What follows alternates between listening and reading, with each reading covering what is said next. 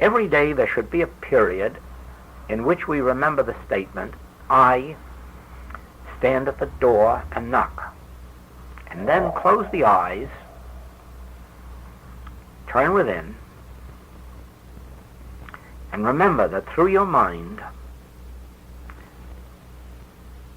by opening yourself, speak, Lord, thy servant heareth. You invite God in.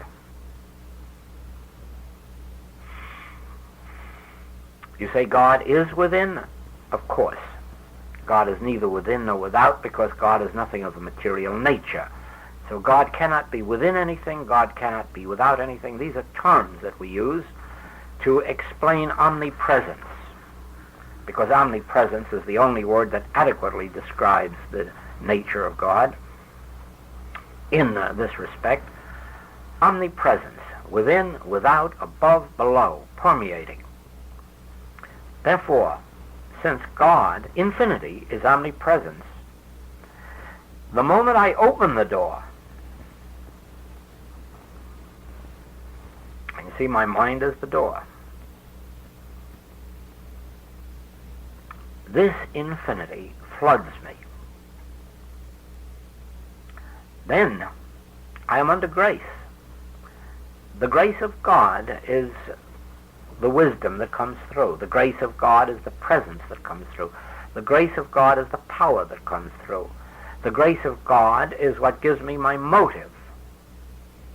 And it also gives me my reward, recognition, fruitage. But I have a part to play. You'll find that as you are raising your children, that unless you do teach them to close the eyes and open the mind, that all the good they will have in school is their own brain, or lack of it, their own degree of intelligence, or lack of it. But as you do teach them that their mind and body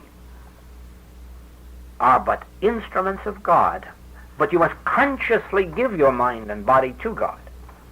You can't take it for granted, because it isn't that way. You must abide in the Word and let the Word abide in you. You must consciously speak, Lord, thy servant heareth. I know thou art knocking at the door of my consciousness. I'm opening my consciousness. Take over my mind and body. Be my soul.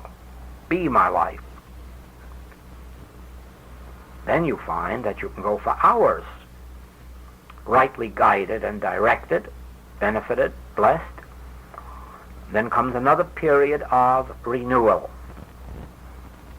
Always remembering, I stand at the door of knock. God, the infinite, the eternal, the immortal, the supreme, God fills all space, omnipresence. And as I open my consciousness to receive God, the Word abides in me, and I abide in the Word, and then I'm permeated with God consciousness.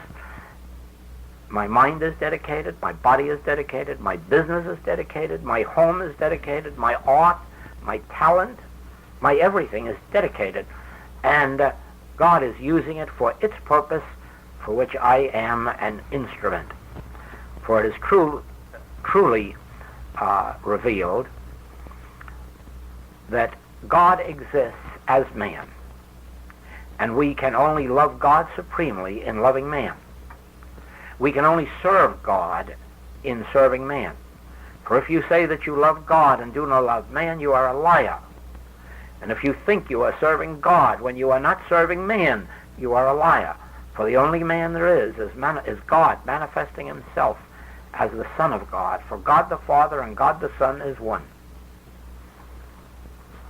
And then we will take the higher step of dedicating ourselves to God and letting God dedicate our minds and bodies and edifices to God's purpose. Then we will really know the meaning of dedication, and we will discover why some people prosper mightily in their spiritual activities and others do not. It is all because They do not understand the nature of dedication. They do not understand the nature of consecration. And they look upon it as some human quality of their own. And because they believe that they are highly dedicated, they look for great results. Now, if the results aren't there, it is because they are more dedicated to self than to God. More dedicated to glory than to God. In this, I hope you see that the mind and the body of a man or woman, separate from spiritual grace,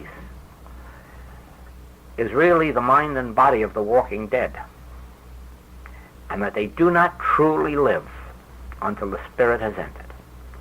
Then life has a purpose, life has a meaning, because life can now express itself through the individual to the least of these, my brethren. It isn't enough to be good to our families.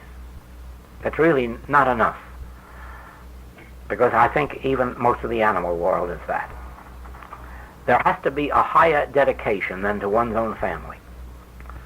There must be a dedication to others, and sometimes even to the least of these, my brethren.